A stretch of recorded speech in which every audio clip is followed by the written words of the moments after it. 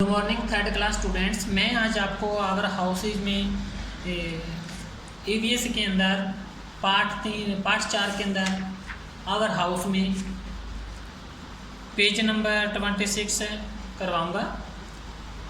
इससे पहले हमने पेज नंबर 24, 25 कर चुके हैं।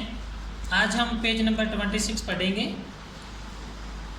ईवीएस में इग्लू यानी कि बर्फ के जो बने होते हैं घर। Igloo are made by the Eskimos in their polar areas and igloo is made of snow. जो ये एक बर्फ के घर होते हैं, ये उत्तरी ध्रुवों के ऊपर बने होते हैं ये, और ये ज़्यादातर ये बर्फ के बने होते हैं ये। इसी प्रकार कारवेन का मतलब है छकड़ा गाड़ी, जो चलते फिरते जो घर होते हैं। These are the moving houses. Gappies live in caravans. People move from one place to another with the caravans.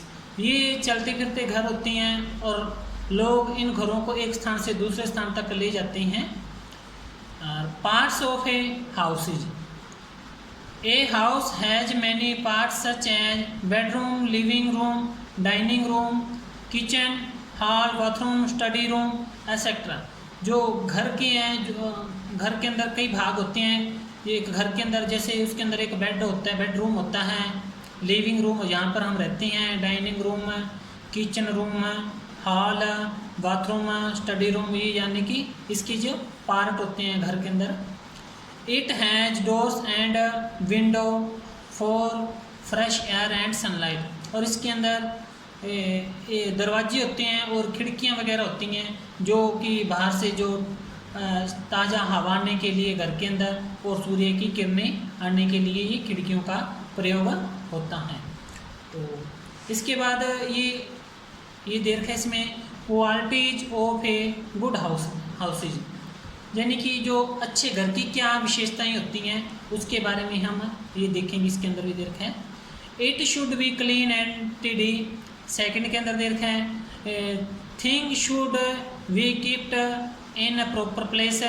There should be a proper drainage system in the house. Toilet and bathroom should be clean. There should be many window for ventilation. It should have a small garden, यानी कि एक जो घर होता है वो साफ़ सुथरा और हवादार होना चाहिए। जो प्रत्येक वस्तु होती है घर के अंदर वो अपनी अपनी वस्तु अपनी चीज़ अपनी अपनी जगह पर होनी चाहिए।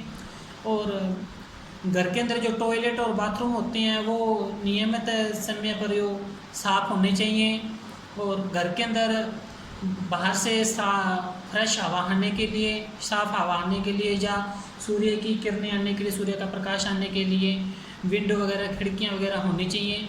और घर के अंदर एक छोटा सा गार्डन भी होना चाहिए।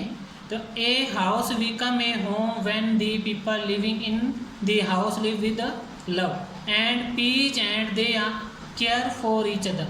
तो एक घर तब घर बनता है जब उसके अंदर जो लोग होते हैं वो एक दूसरे के साथ रहते हैं, प्रेम से रहते हैं और एक दूसरे की वो केयर करते हैं, देखभाल करते हैं, तब उस घर को घर माना जाता है। तो प्रिय बच्चों, आज की इस वीडियो में आपने इसको अच्छी तरह पढ़ लेना है और एक सुलेख के रूप में लिखना है। तो धन्यवाद।